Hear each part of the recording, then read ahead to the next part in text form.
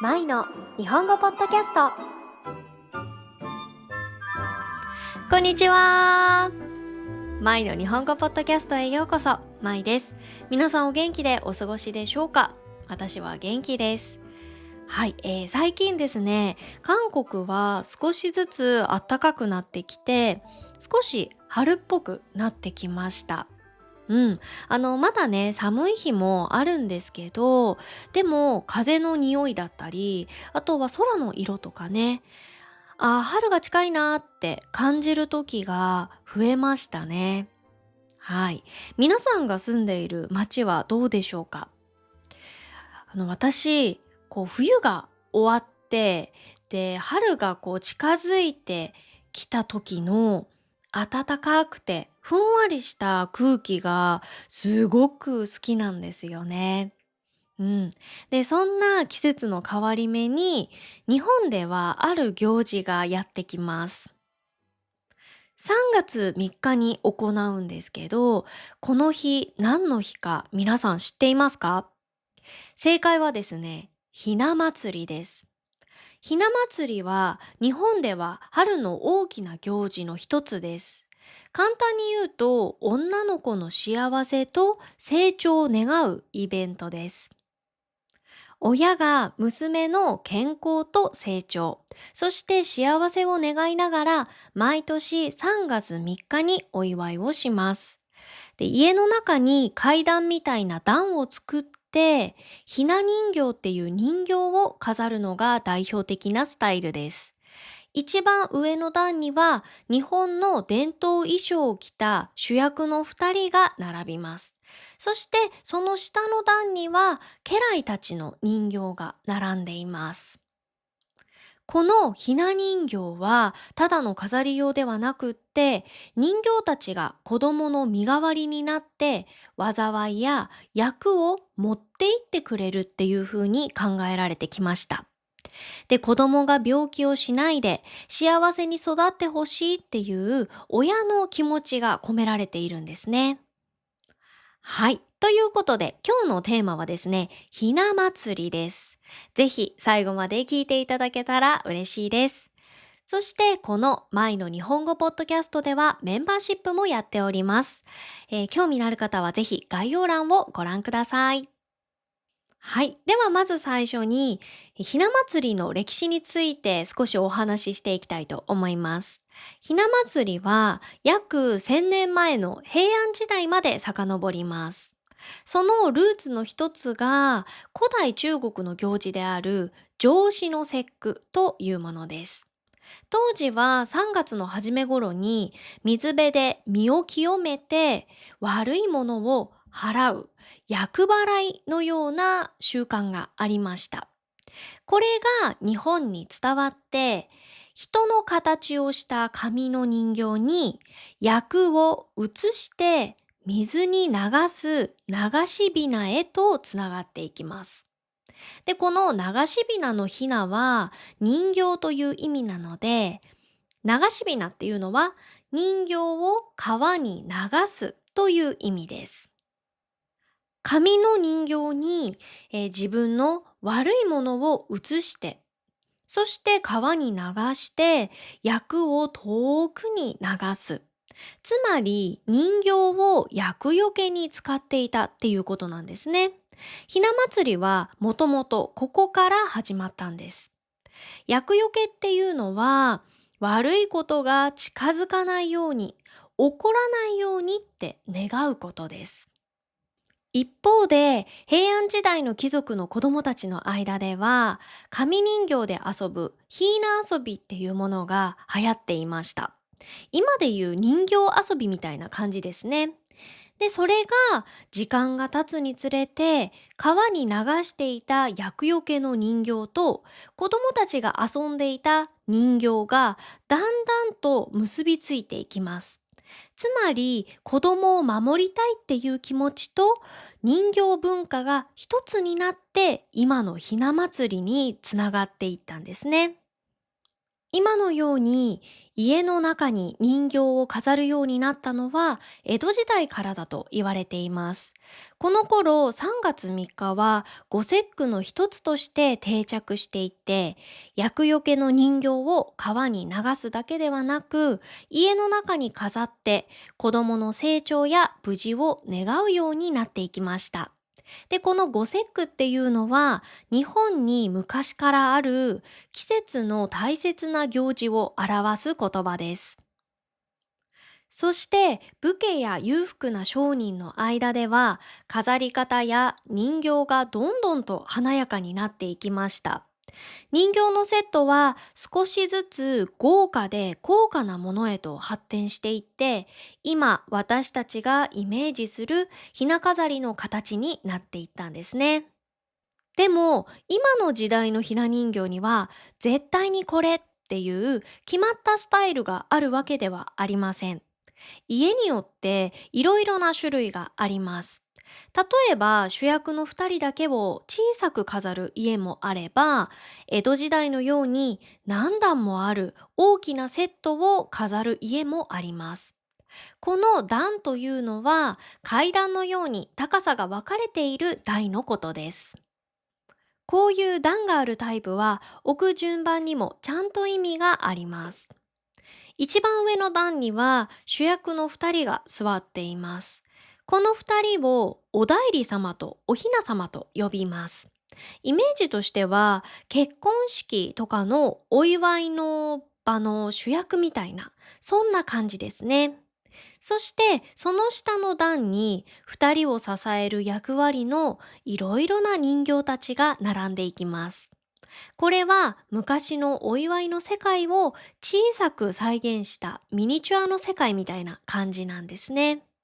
ちなみにこの人形たちが座っている階段みたいな段のことをひな壇って言うんですが、皆さん日本のバラエティ番組って見たことありますか？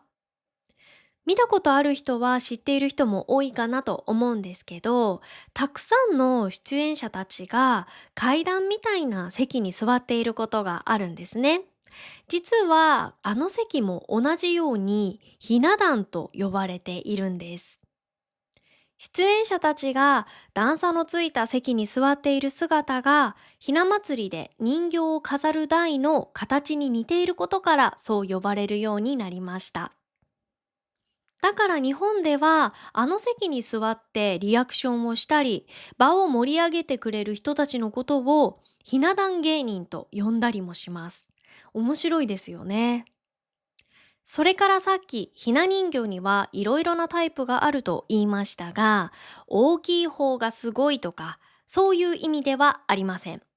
家の広さや保管する場所があるかどうか、それから家族の考え方によってもスタイルは変わります。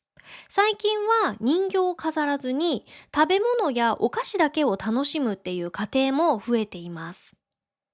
だからもし日本の家でひな人形やひな祭りを見ることがあったら、ああ、この家はこのスタイルなんだなぁと思いながら、その違いもぜひ楽しんでみてください。ここで一つ注意する点があるんですけど、ひな人形はとっても繊細に作られていて、ものによっては少し触っただけで傷がついてしまったり、壊れてしまうこともあります。なので、見るときは静かに、基本的には触らないっていうのがマナーです。でも、もしね、どうしても触る必要があるときは、持ち主に触ってもいいですかっていうことを確認してから触るようにしてください。で、ひな人形は、昔から何世代にもわたって大切に受け継がれている家もね、あるので、本当に壊してしまったら大変なのでね、そこは気をつけてください。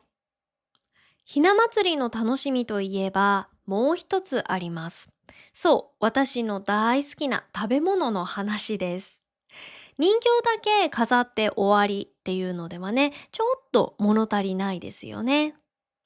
人形が悪いものを遠ざけてくれる盾だとしたら、食べ物はこれからの人生を明るくしてくれるエネルギーというわけです。その中に込められた面白い意味を一つずつお話ししていきますね。まず一つ目は、ちらし寿司です。ひな祭りで一番代表的なのは、この色とりどりのちらし寿司です。実はこれ、ただ華やかっていうだけじゃなくって、入っている具材にもちゃんと意味があります。エビは腰が曲がるまで元気で長生きできますようにっていう意味で、あとレンコン。レンコンは穴が開いているので、先のことまで見通せますようにっていう、見通しの良さ、頭の良さっていうのを意味します。本当にね、まるで子供の人生に必要な力を一皿にギュッと詰め込んだみたいな、そんなお料理なんですね。二つ目は、ハマグリのお吸い物です。はい。私が一番興味深いのは、このハマグリです。ハマグリは日本の食卓でも見かける大きな二枚貝なんですけど、この貝殻ってすごく不思議で、もともとこうやってペアになっている相手としか絶対にぴったり合わないって言われているんですよ。だから親たちはこのお吸い物を作りながら祈るんですね。うちの娘が将来自分にぴったり合う大切な縁に出会えますようにって。なんかちょっとロマンチックじゃないですか？ねえ、運命の相手、運命のパートナーを見つけられますようにっていうことですからね。三つ目はひなあられです。はい、これはひな祭りの定番のおやつで、見た目がカラフルでとっても可愛いお菓子です。このカラフルになっているのには理由があって、よくある4色、ピンク、緑、黄色、白は、それぞれ春、夏、秋、冬を表すと言われています。で、どの季節も、無事に越えて、幸せでいてねっていう願いが込められているお菓子なんですね。さらに面白いのが、このひなあられって地域によって味や形が違うんですよ。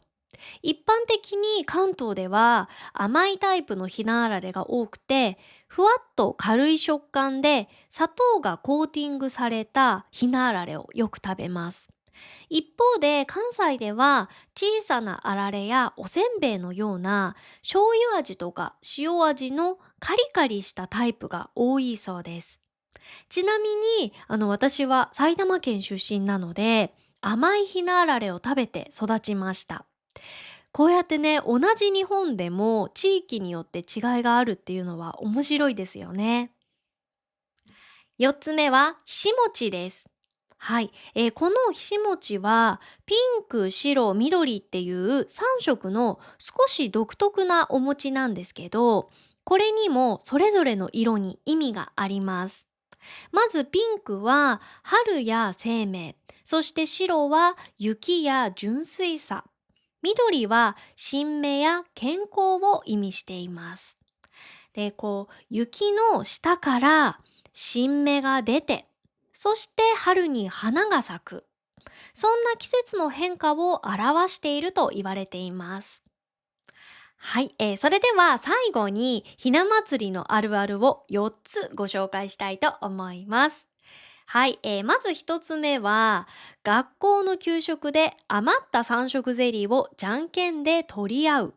はい、この3色ゼリーっていうのは、ひしもちをイメージして作られた、名前の通り3色のゼリーなんですけど、毎年ひな祭りの日に学校の給食に出てて、すごく大人気だったんですね。で、私もこの3色ゼリーが大好きで、休んだ子がいると、その休んだ子の分でゼリーが余るんですよ。もうそうしたら、もう絶対にじゃんけん大会にいつも参加していましたね。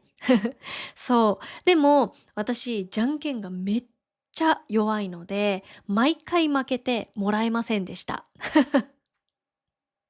二つ目は、ひな人形を触って親に怒られる。はい、これもあるあるですね。本当にね、ひな人形ってとっても繊細で、すごく綺麗に作られているんですよ。なのでね、ついつい触ってみたくなっちゃうんですよね。でも、やっぱりほんと繊細なので、さっきも言いましたけど、壊れやすいのでね。そう、だから絶対に触っちゃダメって親に言われるんですよ。だけど、ダメって言われると、余計にしたくなっちゃいませんか？そう、だからもう「ダメ！触っちゃダメ！」って言われると、なんか触りたくなっちゃうんですよね。そう、それで、こっそり触って、で、それが親にバレて、すごく怒られるっていうのね。これ経験ある人多いんじゃないかなって思います。私もよく怒られていましたね。そう。もう今はね、もう大人なので、そういうことはすることはありませんけど、でもね、やっぱり子供の頃っていうのは、触ってみたいなとか、結構好奇心が勝っちゃってね、そう、みんな怒られちゃうんですね。3つ目は、人形を置く順番がわからなくなる。はい、これはですね、いざ飾ろうってなると、あれ、これってどこだっけ？どっちに飾るんだっけ？って、わからなくなっちゃうんですよね。やっぱり年に数日しか出さないので、わからなくなっちゃう人って意外と多いんですね。で、私も、ひな人形を飾るお手伝いをした時に、「お雛様ってどっちに飾るんだっけ？あれ？右だっけ？左だっけ？」ってそういう風にね、お母さんに聞いたことがあります。4つ目は、早く片付けないと今期が遅れると言われること。